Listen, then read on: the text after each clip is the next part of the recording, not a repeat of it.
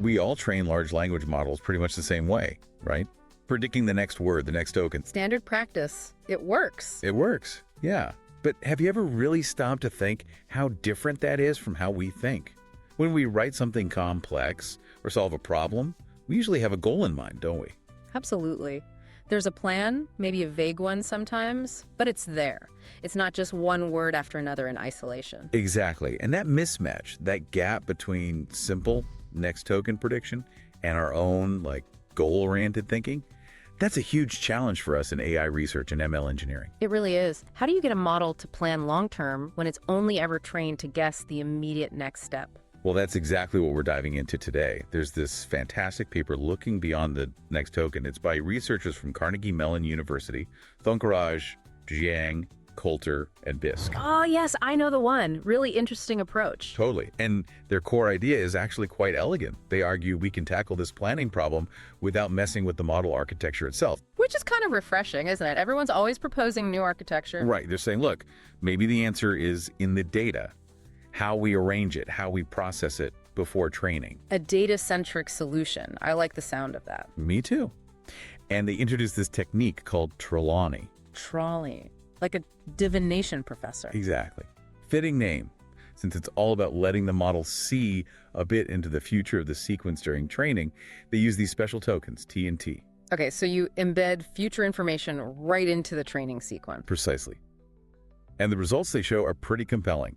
They demonstrate improvements on tasks that really need planning stuff like algorithmic reasoning, even generating coherent stories. And importantly, it seems to naturally help with generating long-term goals, which is a huge step towards more controllable AI. Yeah, exactly. So for this deep dive, we're going to unpack why standard next token prediction has these limitations, especially with teacher forcing. Then we'll get into the nuts and bolts of TRELAWNEY, how they augment the data, the training objective. And then look at the experiments they ran across different tasks. The goal here is to give you, our listeners, a really solid grasp of this approach and, what it might mean for how you train your own models. Sounds good. It's a neat idea. That intuition about the mismatch between training and human planning is definitely spot on. When you're designing a system or writing a paper, you have that end goal. You work backwards sometimes, right? Or jump around. Exactly. NTP forces this strict sequential process that doesn't always map well. So focusing on the data itself, it's clever. It really challenges that assumption that architecture is the only way forward. It says, hey, maybe we can get smarter about the data we already have. And for folks listening, think about your workflows. If you could get better planning without needing a whole new model type, that's a big win. Okay, so TRELAWNEY. Yeah. These Lookahead Tokens, T and T. You mentioned embedding future info. How exactly does that work? So imagine you have your sequence. At some point, let's call it D, they insert T, then they grab a chunk of text Z from later in the sequence. Like a sneak peek. Kind of, yeah. Then they put T, and then the rest of the original sequence continues from D+1. So the model, as it's predicting tokens, encounters this T, sees some future stuff Z, then sees T, and then continues predicting the original sequence. That's the gist of it. It's still doing next token prediction, but its context now includes this little snippet from the future. And you mentioned the results, better planning, reasoning, story generation. Yeah. That sounds like exactly the kind of stuff people are struggling with. For sure. And enabling that long-term goal generation, that's huge for controllability, which is a major focus for so many researchers right now. Right. So let's properly unpack the problem first. Why is next token prediction, especially with teacher forcing, sometimes not enough for these complex tasks? Well, NTP itself is simple. Predict the next token given the previous ones. Teacher forcing is the common training trick. Can you remind us why we use teacher forcing so much? Sure.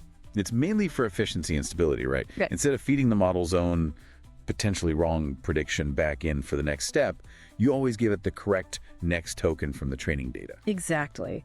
And that speeds up training massively because errors don't snowball early on. You get stable gradients. You can parallelize computations across the sequence. Essential for training on GPUs and TPUs. It just makes the whole process much more tractable. Absolutely. Speed, stability, hardware acceleration, big wins. But there's a downside. As this paper and others like Bachman and Nagarajan recently have pointed out, this can actually hurt the model's ability to learn long-range stuff. Yeah, that's the trade-off. Teacher forcing makes the model really good at learning local patterns, like which word statistically follows another, but it might not force it to learn the why behind the the sequence, the overall plan. It becomes too easy to just predict the next word without really understanding the big picture. Precisely. And Bachman and Nagarajan identified 3 specific problems, which are really relevant here. First, the clever Hans cheat. Clever Hans. Like the horse that could supposedly do math. Exactly. The horse was just reacting to subtle cues. Here, the model, because it always sees the correct prefix, thanks to teacher forcing, might find parts of the answer already embedded in that prefix. So it learns to just copy or predict easy next tokens without actually doing the reasoning, like glancing at the answer key. Pretty much. It gets the token right, but not for the right reasons. It hasn't learned the underlying plan or algorithm. Okay, that's a big one. What's the second pitfall? The indecipherable token problem. This relates to the gradient signal. Think about a sequence where there's a really crucial decision early on, a token that dictates the entire rest of the sequence. The indecipherable one requires foresight. Right. But if the tokens after that crucial one are made easy to predict, because of teacher forcing and maybe the clever Hans effect, the model doesn't get a strong error signal, a strong gradient, pushing it to learn that critical early token correctly. So the model isn't strongly incentivized to get those really important early planning steps right, because the later steps are artificially easy. You got it. The gradient for those crucial early tokens gets washed out, hindering long-range planning ability. And that leads directly to the third problem, right? Yeah. Exposure bias. Yes. This is the mismatch between training and inference. During training, always sees correct history.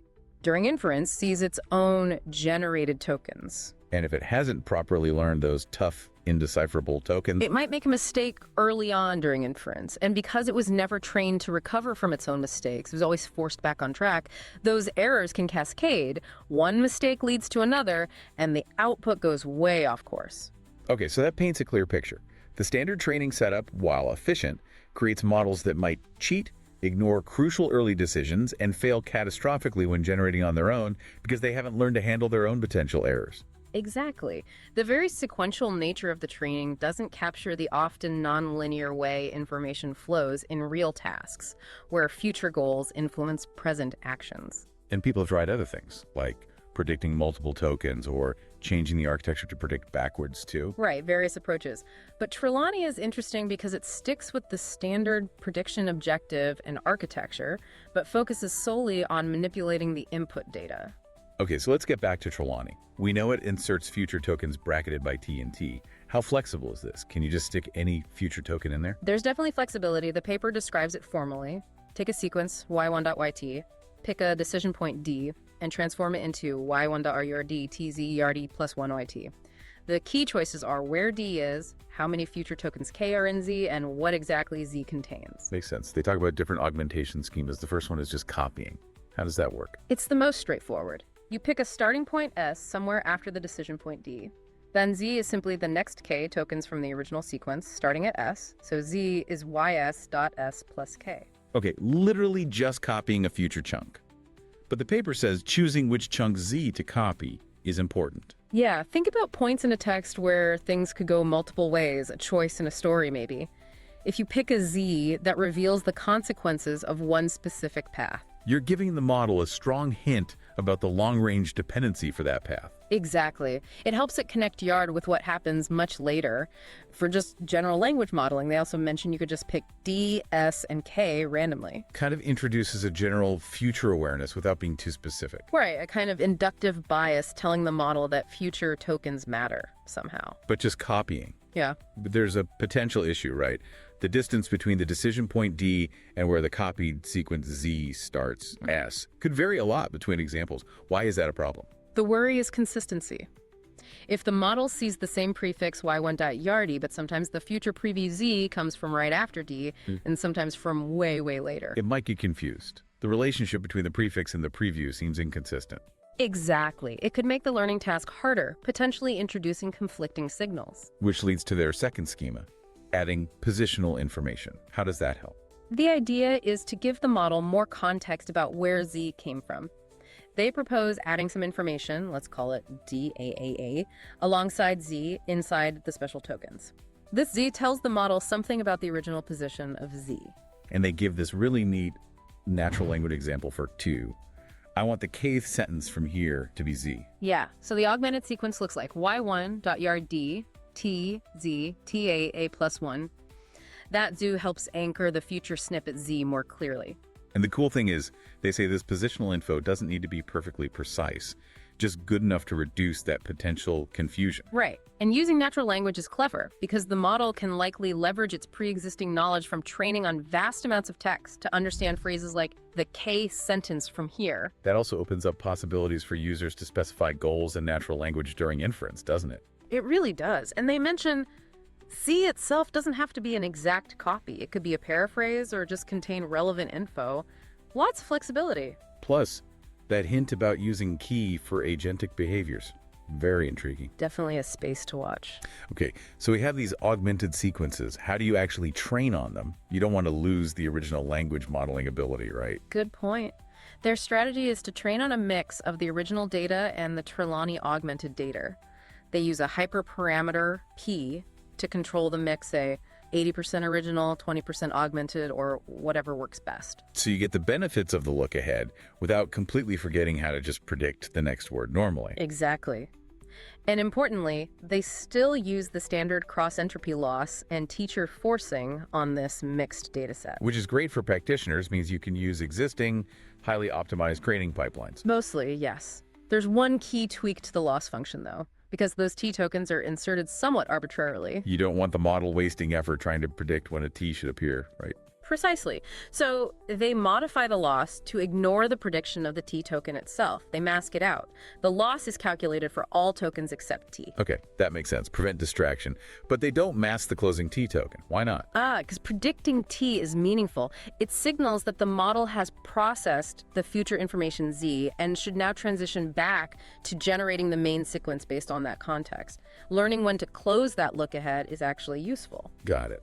So train on a mix of original and augmented data, use standard loss, but mask out the T prediction, but not the T prediction. That's the core training setup. Now, how about inference? How do you use a TRELAWNEY trained model? Well, the nice thing is you can just use standard autoregressive generation, provide a prompt, let it generate token by token. The hope is the TRELAWNEY training has implicitly made it better at planning even in this standard mode. But you could also leverage the T tokens more directly, right? They call it T generation. Yes. If you're at a point where you think looking ahead would be helpful, or you want to guide the model, you can manually insert T into the sequence you're feeding the model. Okay, and then what happens? Two main options. Option one, you just let the model generate the Z part itself, followed by T. This is like asking the model, okay, what's a plausible future plan or snippet from here? So the model generates its own sub-goal or look ahead. That's cool. Very cool. Option two, you provide the Z sequence between T and T. This gives you explicit control, guiding the generation toward a specific future state you want. And because it learned to predict T during training, it knows how to handle that structure and continue generating afterwards. Exactly. And crucially, you can use any standard decoding algorithm, greedy search, beam search, nucleus sampling, whatever. No need for specialized inference code, unlike some other look-ahead methods. That's a big practical advantage. Okay, let's talk results. They tested this on 3 different domains. Yep. A synthetic StarCraft task, an algorithmic reasoning task from CLRS text, and natural language planning using tiny stories. Using synthetic tasks seems smart for really isolating the effect. Definitely. Allows for controlled experiments to see if it's really tackling the specific problems, like that critical first decision. They wanted to answer, does it help generate goals?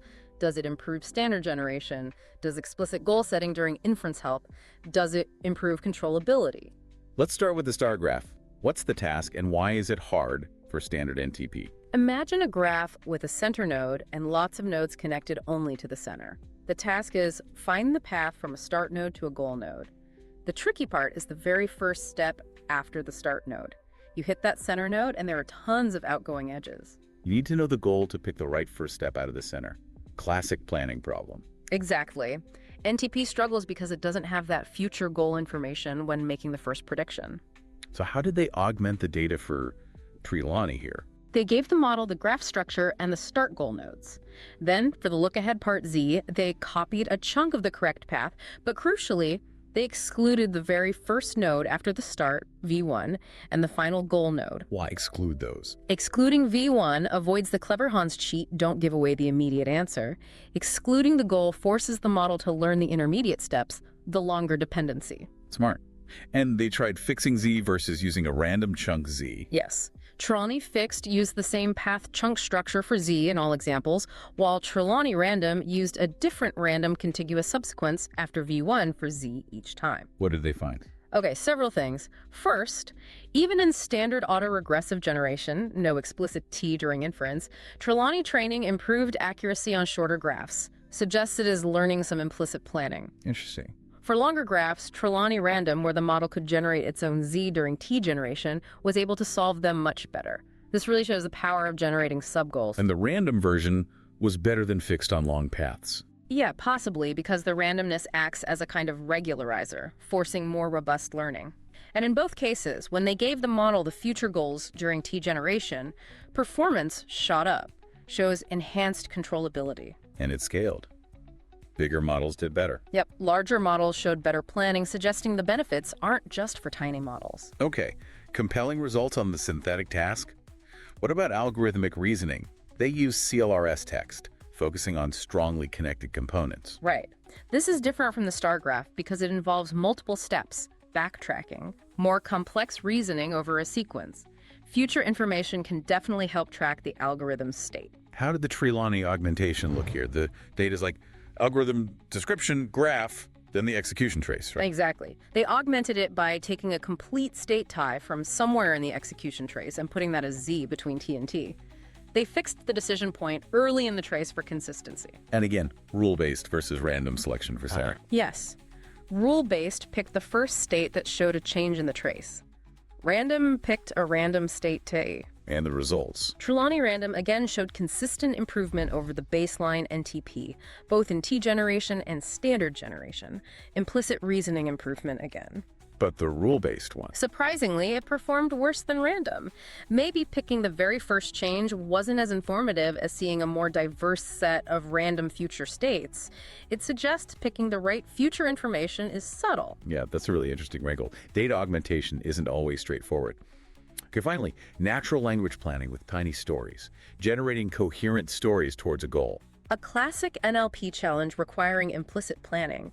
Can the model keep a goal in mind over several sentences? And here they use the positional information schema with the natural language hints like, I want the kth sentence to be. Exactly. They inserted T, K, SD plus K, where C was that natural language phrase indicating the goal sentence, SD plus K was K sentences away. They tried variants with just the phrase and with explicit numeric indices too. How did they evaluate story quality? That's always subjective.